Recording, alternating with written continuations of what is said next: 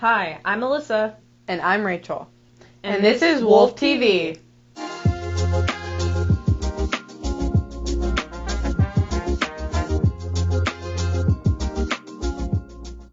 Congratulations to everyone who participated in the TEDx Youth event last Saturday. The student speakers were Maddox Vernon, Dale Ligon, and Madison Crable. The event was organized by Sky Ann Sheppy.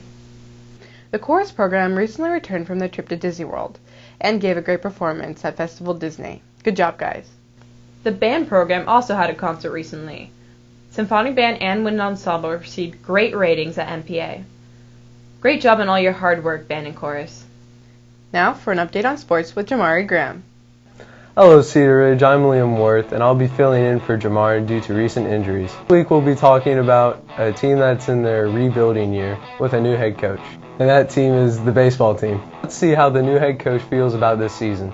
So, what are you looking forward to being the new head coach of Cedar Ridge Baseball this year? Just continuing to develop relationships.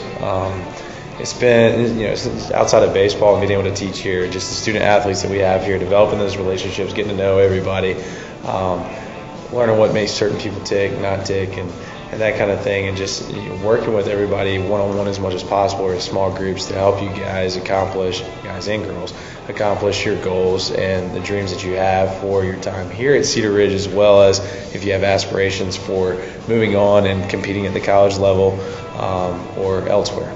That's all for Wolf Sports.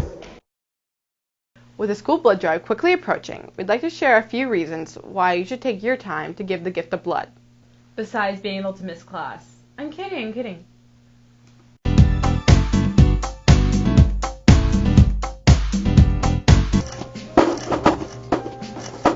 Good morning, everyone. Today on Ryan's Couch Time, I'm here with the Baron of Blood, the Prince of Plasma, the King of Coagulation, Brandon Garcia. So Brandon is here today with, as you might guess, The Red Cross Club.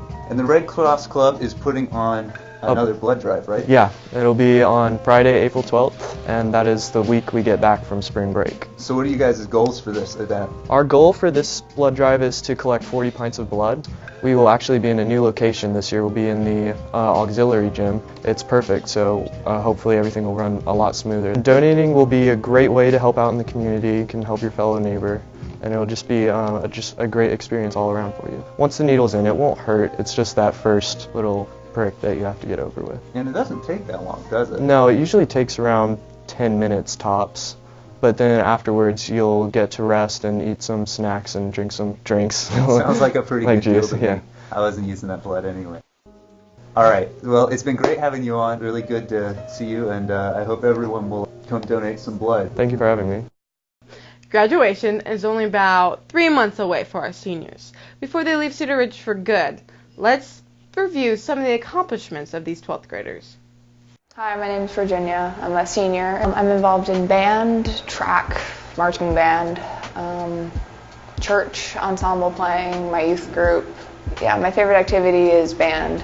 It's just a nice place to relax with a bunch of pretty interesting people. There's always something new and fun going on. There's always a different piece to play or something else to work on. It's just a place for improvement. It's really nice. The reason I like track is the community that it gives me, and it's just an opportunity to meet, again, more people and stuff like that. I really enjoy the more of the community aspect of the things I do than more so the actual activity. I want to find a place where I can also play in a band, not necessarily full-blown ensemble, but maybe just some chamber playing and stuff like that. But I want to go for engineering, so it'd be just kind of like a side thing. Keep up the great work, seniors. Now it's time for a little arts and culture with Milo!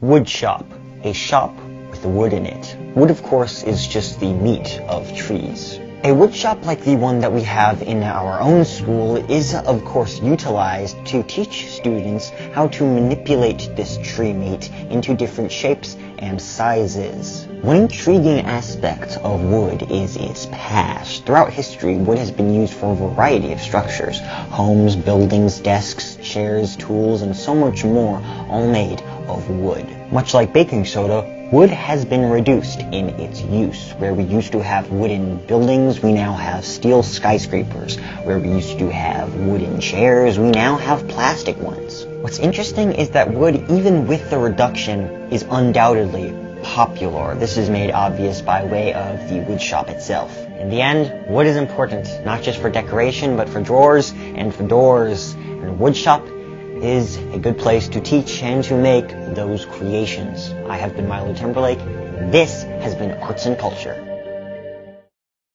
Thanks, Milo. The officers of the Unified Red Wolves Club are interested in sharing some information about their club's goals and interests. Let's hear what they have to say. So we are connected to the Special Olympics of North Carolina, and our first goal was to go over to the Grady Brown gym classes and have Young Athletes Day with students with and without disabilities. Then we just did our fundraiser, the Chain of Unity, where everyone pledged to stop using the R word, and then we made a chain for all of those that pledged, and all of the funds that we raised went to the Special Olympics of North Carolina. So it's been really cool to have the amount of interest that we have, especially since we get to go over to Grady Brown and interact with a lot of the first graders. The Chain of Unity was a lot of fun because I know that fundraisers can struggle, but I feel like this one was pretty successful. Overall, it's gone really well, and I'm excited to see what it does. Thanks for sharing. You probably have a basic knowledge of integration and the leap forward it caused in the civil rights movement. But are you aware of how integration occurred in this community? On Thursday, March 28th, the event, A Peek in the Past, will be held in the auditorium. Let's hear a bit more about why this event is important. Yeah, it's called A Peek into History, and it's a series that we're starting that focuses on historical events and topics just happened in Orange County in the school system during the 1960s. And we've invited African American speakers to talk about their experiences, as well as have students ask them questions. The great thing about this is that it's student ran, so if you have any ideas about historical topics that happen in Orange County, you could just contact Ms. Willard about it. Well, the first one will be held March 28th during A and B lunch.